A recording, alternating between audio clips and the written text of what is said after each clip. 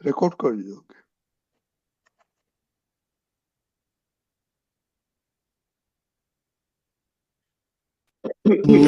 જન્મોથી કૂટેલું અજ્ઞાન, જ્ઞાન થતા ભ્રાંતિ આખી રંડવાઈ ગઈ. સંયોગિક મોહે રાચે બીજ થશે વૃક્ષરૂપ, વૃત્તિ મુજબ પરિણામી આપ ખુદી સહી. દાદા પાસે પ્રથમ મોક્ષદાન જ્ઞાન લઈ, દેહવાળી દુકાનીઓ સંકેલો અભય. પુણ્યવી નિકાલી ખાતા બંધ કરવા નિશ્ચયે જ, ખોટવાળા ખાતા કદી ખોલાય નહીં. અવળા વિચારોને તુર્ત જ ભૂંસવા, આલોચના પ્રતિક્રમણ પ્રત્યાખ્યાન લઈ. ઓટ સંગી અટકણને ચીરગાન કટારે, દ્રષ્ટિ ફેંકી તત્ક્ષણ ક્ષેદી નાખ ભઈ. મંડવાળ રંડવાળ દ્વંદ્વા દ્વંદ ચૈન ચૈન, અસર મુક્ત નિકાલે જ શેષ વધે નહીં. બહુ બહુ જન્મોથી તૂટેલું અજ્ઞાન, જ્ઞાન થતા ભ્રાંતિ આખી રંડવાઈ ગઈ. અસર મુક્ત નિકાલે જ શેષ વધે નહીં. અસર મુક્ત નિકાલે શેષ વધે નહીં.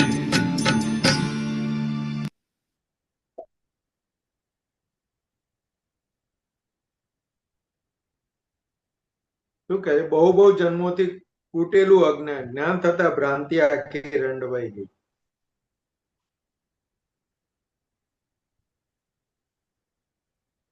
કૂટેલું અજ્ઞાન એટલે શું?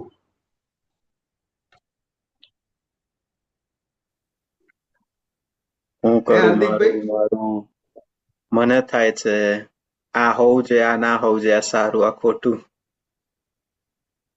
નહીં, કૂટેલું અજ્ઞાન ને એક ને એક જ ફરીથી રિપીટ જ કર્યું છે આપણે બધે. નાનપણથી ચાલુ કર્યું છે, રાખ્યું છે, થાય છે બધે. હાય મારું, હાય મારું, હાય મારું, કૂટેલું અજ્ઞાન. હું અને મારું. મારું નામ શું કીધું? સંકલ્પ અને વિકલ્પ. સંકલ્પ એટલે મારો ને વિકલ્પ એટલે હું. તો કે અનંત અવતારથી અનંત જન્મોથી એ જ કૂટેલું અજ્ઞાન. હું ને મારું, હું ને મારું. એટલે જ્ઞાન થતા ભ્રાંતિ આખી રંડવાઈ ગઈ. એટલે કે આ જ્ઞાન થયું એટલે ભ્રાંતિ જે હતી, હું કોણ છું એની, હું નામધારી છું, એ જે ભ્રાંતિ હતી એ આખી રંડવાઈ ગઈ. એટલે શું કહે છે? સંયોગી મોહે રાચે બીજ થશે વૃક્ષરૂપ. જો સંયોગોમાં રાચશે તો બીજ થશે વૃક્ષરૂપ. એટલે કે અનંત અવતારનો અધ્યાસ શું હતો? તો કે જે સંયોગો ભેગા થતા હતા એની અંદર રાચ્યા રાખતો હતો. મોહે રાચે, પાછો મોહ ચડે.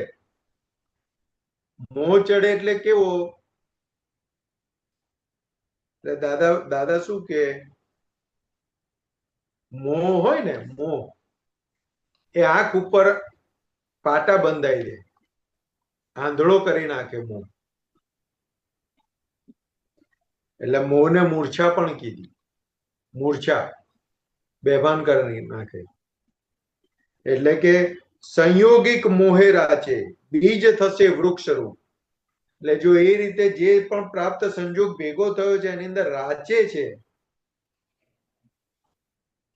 એટલે બીજ થશે વૃક્ષરૂપ.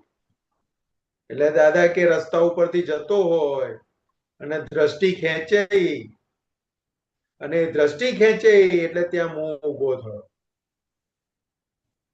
અને અંદર જે મોહ ઉભો થયો, મોહી ગયો, એટલે અંદર રાચ્યા રાખે.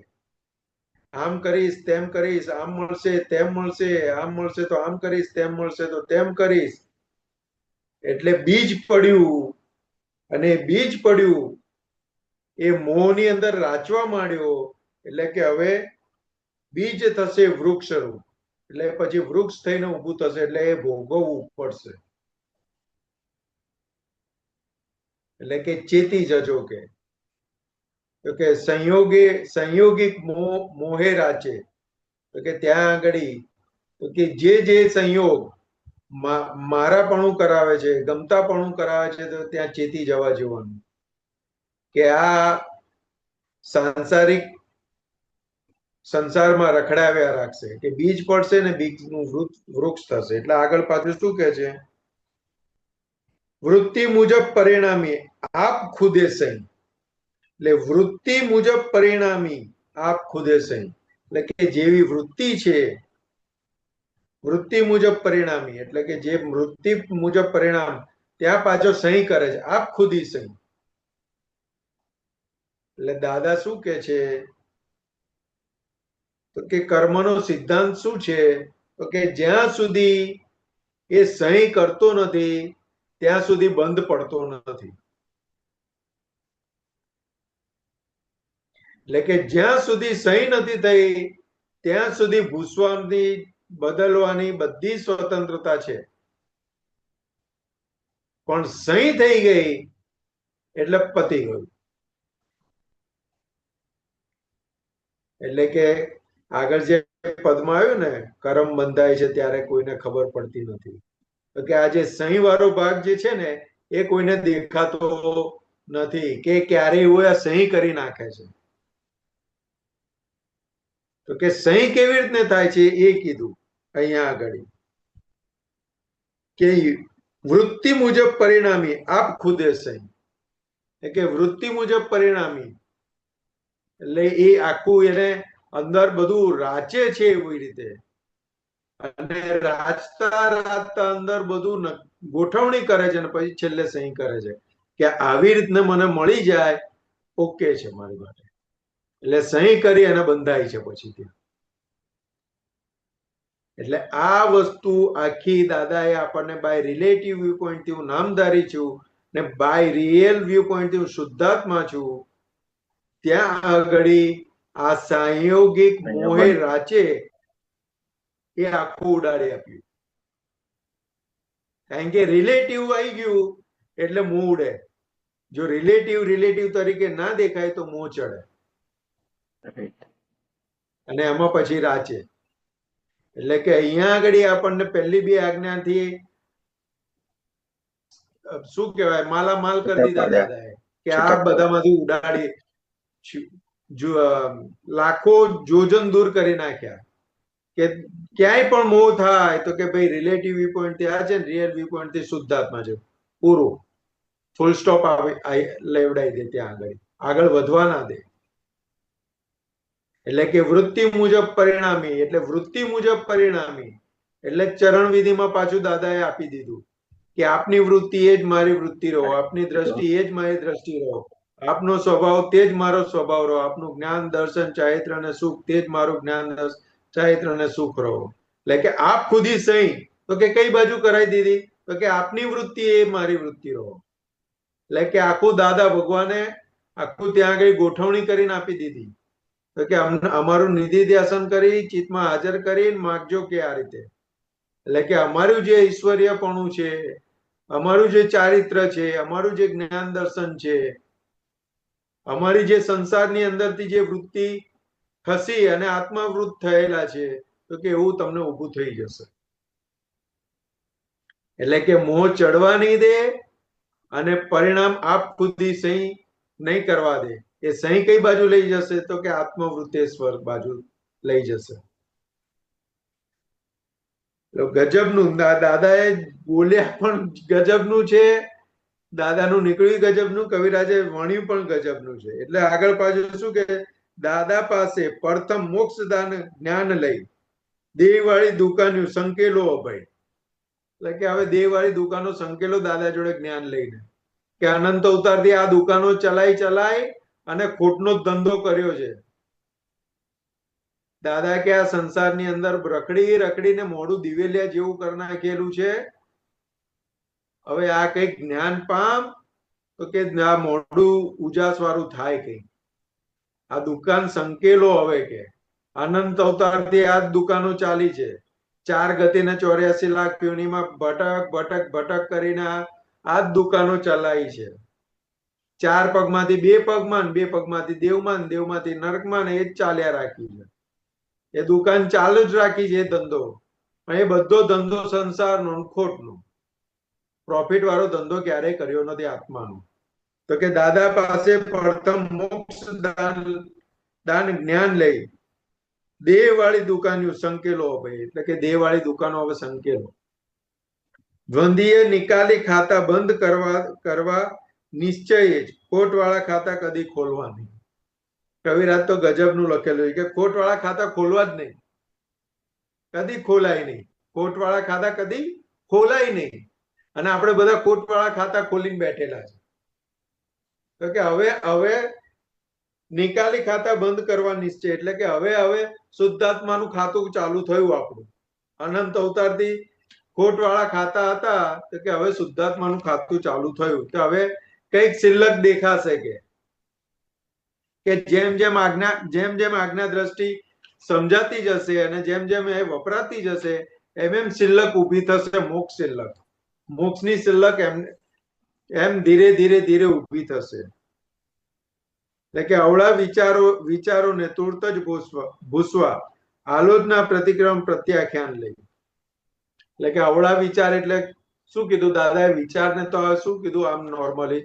તો કે વિચાર એ વિચાર જ છે. પણ અવળા વિચાર કેમ કીધું? તો કે બીજાને દુઃખ પહોંચાડે એવા છે, બીજાને નુકસાન પહોંચાડે એવા છે, અણહકના છે. તો કે બધા અવળા વિચારો કહેવાય. કે બધા અવળા વિચારો આલોચના પ્રતિક્રમ પ્રત્યાખ્યાન લઈ અને ધોઈ કાઢે. ચોંટ સંગી અટકણોને ચિર જ્ઞાન કટારે, દ્રષ્ટિભેદ કી તક્ષણ છેદી નાખ ભાઈ. એટલે ચોટ સંગી અટકણને, એટલે કે અટકણો કેવી છે બધી? કે ચોંટ સંગી છે. હવે એ ત્યાં આગળ જ્ઞાન વપરાય નહીં, જ્ઞાન કટારે જે ચિરાય એવું છે. હવે જ્ઞાન સમજ્યા વગર વપરાય કેવી રીતે?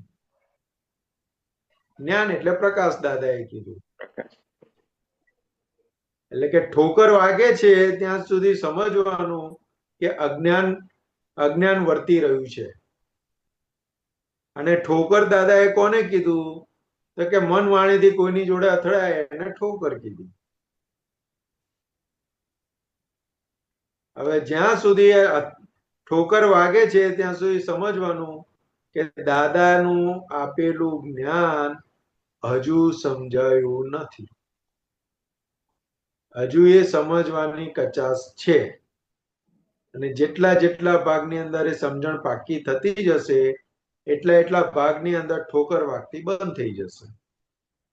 એટલે કે ઠોકર વાગતી બંધ થવી એટલે કે ચીર જ્ઞાન કટારે, એટલે જ્ઞાન કટારે એ ચીરાઈ ગયું.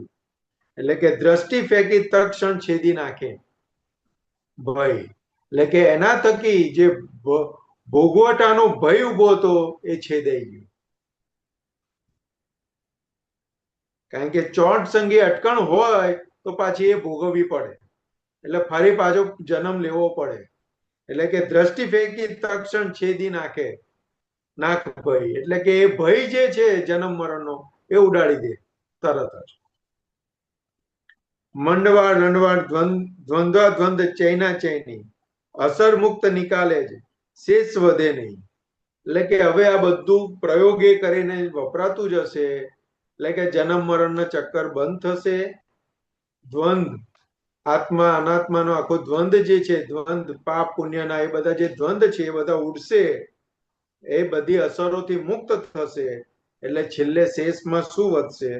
તો કે કશું નહીં, આત્મા ખાલી રહેશે અને સિદ્ધ ગતિ, બીજું કશું નહીં રહે. કવિરાજ દાદા ભગવાનના જે વચનો નીકળ્યા છે એ ગજબના છે, અને કવિરાજે એમને વણ્યા છે એ ગજબનું વણ્યું છે. જય સચ્ચિદાનંદ. જય સચ્ચિદાનંદ.